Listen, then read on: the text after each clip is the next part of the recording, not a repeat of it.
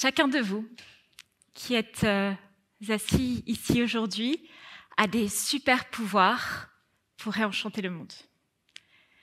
Il faut que je vous dise, public TEDx Alsace, qu'il y a quelques années, j'ai découvert un secret à ce sujet. Et ce secret, il a changé ma vie, donc je suis heureuse de pouvoir vous le partager aujourd'hui. Je vous emmène avec moi. Je vais vous proposer de quitter l'univers du tout mental et ce besoin un petit peu irrépressible qu'on a à l'heure actuelle de vouloir tout analyser, définir, anticiper, finalement percevoir intellectuellement et tout contrôler. Je vais commencer par vous raconter une histoire. Cette histoire, c'est la mienne, c'est mon histoire, mais c'est aussi un peu la vôtre, parce qu'elle nous parle de quelque chose qui nous relie profondément à la nature et à notre véritable nature humaine. Alors peut-être qu'on l'a un petit peu oublié en cours de route, mais nous sommes avant tout des êtres sensibles, sensoriels. Et il n'y a pas nous et notre environnement, la nature, mais nous sommes la nature, n'est-ce pas? Par exemple, comme Salah le disait, moi, je suis une fée sensible de la nature. Je vous assure. Alors autant vous dire que d'être ici, face à vous, eh bien c'est un joli défi.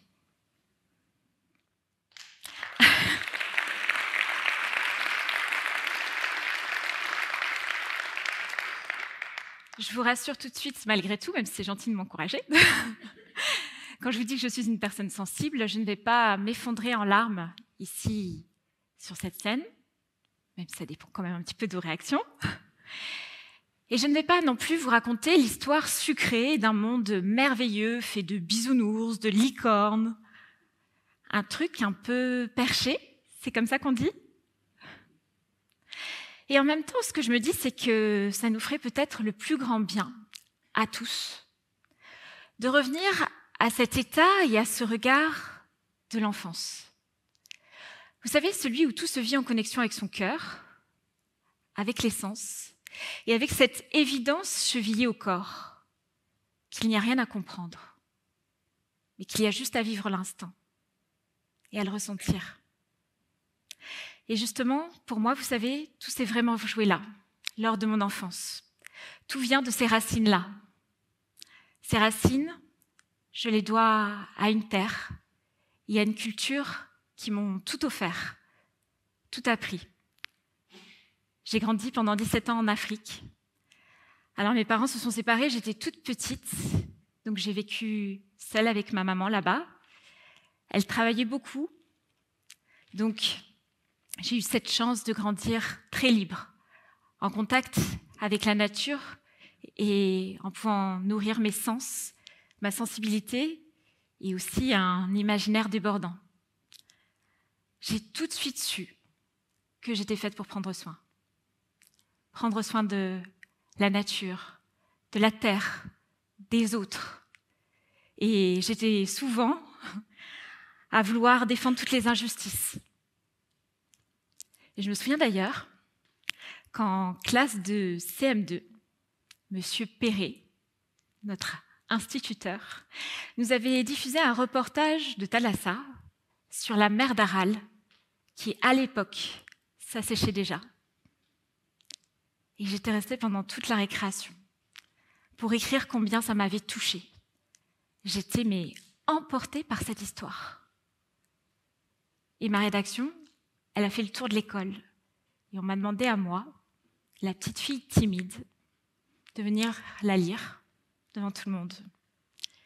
Et quand c'était comme ça, quand je me sentais touchée, eh bien j'étais capable d'affronter toutes mes peurs et de mobiliser des ressources insoupçonnées. Je sentais qu'il fallait porter cette voix. Et d'ailleurs, je me demande si c'est pas un peu cette petite fille qui est là, aujourd'hui, debout, devant vous. Et en même temps, ça aurait pu être autrement. Parce qu'elle a failli disparaître, cette petite fille. À l'âge de 17 ans, je rentre en France pour faire la connaissance d'un papa que je connais peu et pour faire mes études. J'intègre alors un schéma de vie loin de tout ce que je connais, loin de la nature, loin de tout ce qui m'a permis jusqu'ici de trouver mon équilibre. Et sans mes repères, eh bien, je perds totalement contact avec cette petite Alexia à l'intérieur de moi. Je m'oublie, je me sens perdue, donc je choisis des études et une voie professionnelle par défaut, et aussi pour répondre un petit peu aux attentes de ce qu'on attend de moi. Je rentre dans le moule. Je deviens déléguée médicale dans l'industrie pharmaceutique. J'ai une bonne situation. Je gagne de l'argent. J'ai une voiture de fonction, des primes. Je pars en séminaire à l'étranger. J'invite les médecins pour des réunions scientifiques dans des lieux toujours plus luxueux les uns que les autres. Et je joue vraiment le jeu de cette vie dictée par des exigences et des croyances qui ne sont pas les miennes. Et vraiment, je sens que je ne suis pas à ma place. Mais ce qui est le plus fou, c'est que je mobilise une énergie de dingue pour m'adapter à mon environnement. Et je ne sais pas si vous avez déjà remarqué, mais justement, quand on observe au printemps la floraison des arbres, donc en ce moment, eh bien, ce sont souvent les sujets les plus mal en point qui mettent le plus d'ardeur à fleurir. Peut-être avez-vous, vous aussi, déjà eu cette sensation de suradaptation au monde qui nous entoure. C'est vraiment épuisant. Alors, pour compenser ce mal-être, je tombe dans le piège de la consommation, un peu comme pour combler un vide. Et je comprends très vite que plus on accumule du matériel, plus ça nous éloigne de nous-mêmes. Je me dis alors que si ce n'est pas dans ma vie professionnelle que je trouve des solutions, ce sera peut-être dans ma vie personnelle. J'ai toujours rêvé d'une famille unie, moi qui en ai manqué, petite. Je rencontre celui qui deviendra mon mari et le père de notre fils. Et notre couple est vraiment perçu par tout le monde comme parfait. Ce qui était vrai. Et peu à peu, au fil des années, il y a des complications importantes qui sont apparues. Et là, je décide d'adopter le rôle de la sauveuse. Peut-être que certains d'entre vous connaissent aussi ce rôle-là. C'est le rôle, en fait, où on est animé de plein de bons sentiments. Vraiment. Et on est persuadé qu'on est la seule personne à détenir toutes les clés de la situation. Verdict. Plus on s'acharne à vouloir aider, plus cela précipite les choses dans une situation de non-retour. Et là, tout a volé en éclats. Andrea avait 3 ans. Nous décidons de divorcer.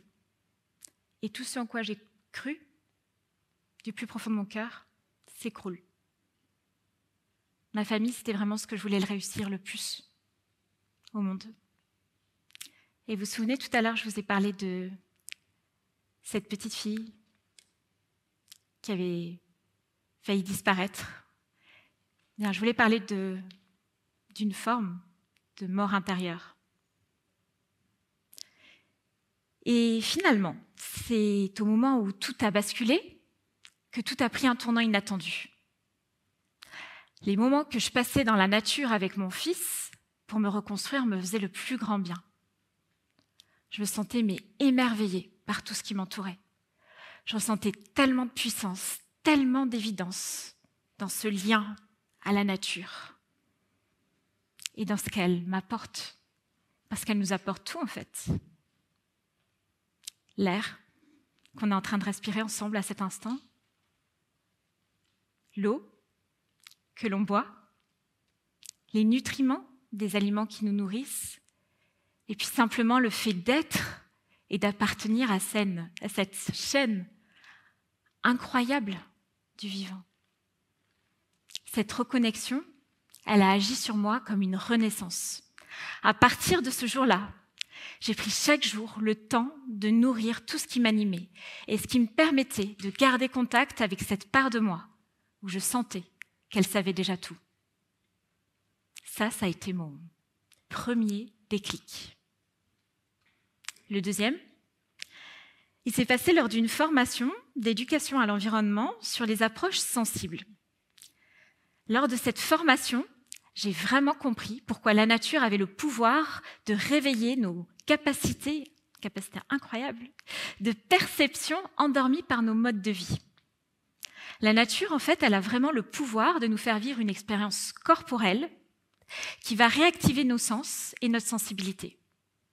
Lors de cette formation, je suis avec des profils de personnes très différents.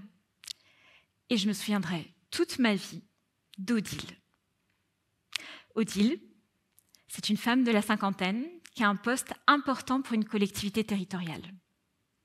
Odile est sérieuse, vraiment très sérieuse.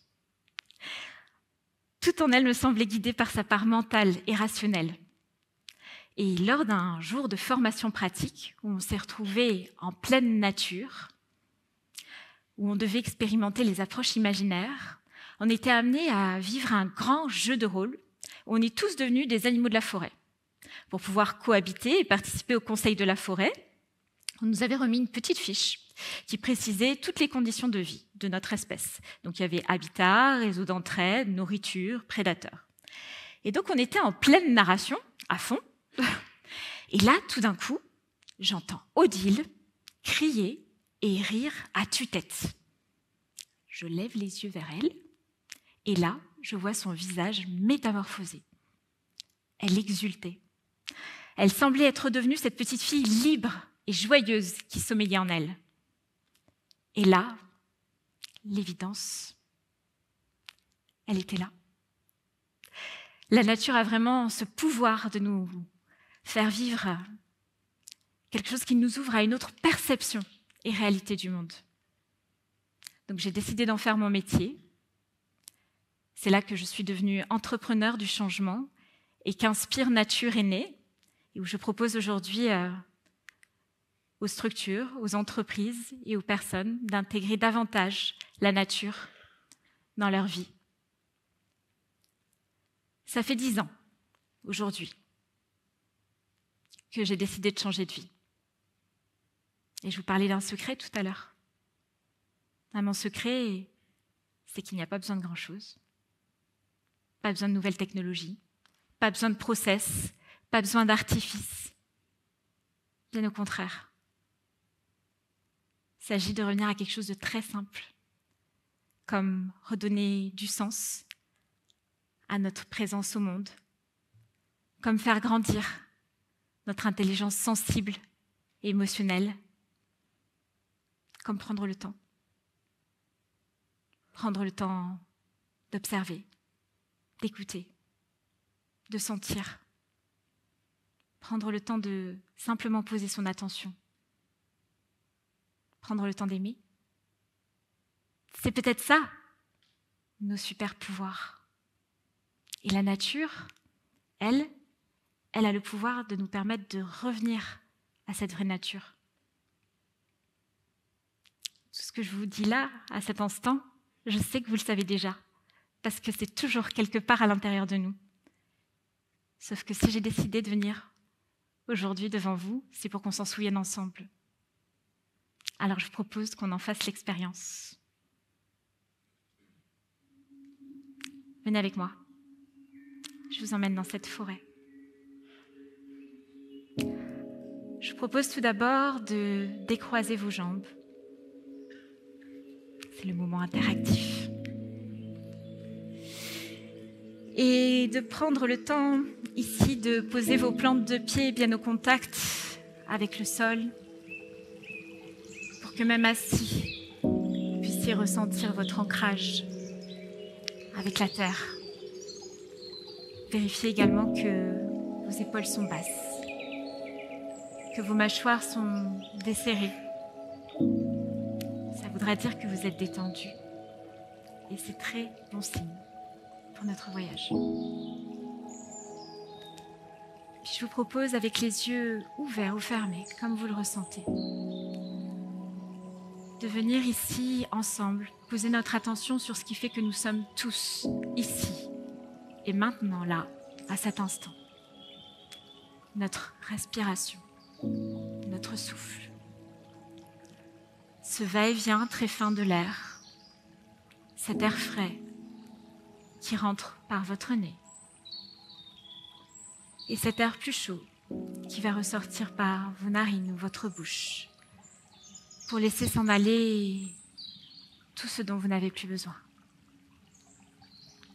En inspirant, peut-être que vous sentez les odeurs de la forêt, celles que vous aimez, l'odeur fraîche et verte des aiguilles des grands pins maritimes, peut-être une odeur plus boisée d'une forêt de grands chênes,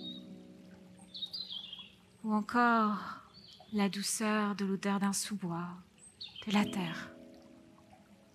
Inspirez. Inspirez profondément pour vous remplir de toutes ces odeurs. Et aussi vous laisser bercer par les sons de la forêt, le bruit du vent dans les branches, le chant des oiseaux. Peut-être au loin, vous entendez le bruit de l'eau, les craquements du bois, le bruit de chacun de vos pas sur la terre. Laissez-vous envahir par toutes les sensations, les émotions que la nature peut provoquer en vous. Imprégnez-vous de toutes les formes, toutes les couleurs et ressentez combien dans cette forêt, il n'y a rien à faire. Il y a juste à être. Combien il n'y a rien à comprendre, mais il y a juste à ressentir. Combien il n'y a rien à dire, mais il y a juste à écouter. Écouter encore. Combien il n'y a rien à prouver, mais il y a juste à aimer. Inspirez.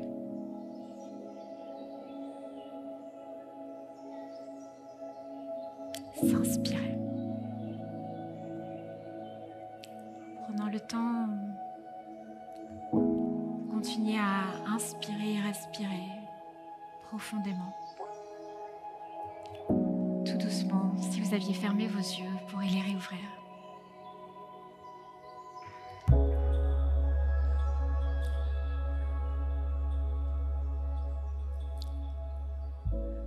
À l'heure du tout mental, dans un monde où nous brillons par nos prouesses intellectuelles, alors qu'il est de plus en plus incertain, inégal, anxiogène. À l'heure du tout digital, dans un quotidien trépidant, où on s'épuise à vouloir toujours plus, alors que tout est déjà là. À l'heure du changement climatique, dans une réalité où notre impact sur le vivant ne fait que croître. En ce jour, journée de la Terre, pensez-vous que nous puissions ensemble offrir une autre empreinte à notre monde? Pensez-vous que nous avons en nous des super pouvoirs pour le réenchanter?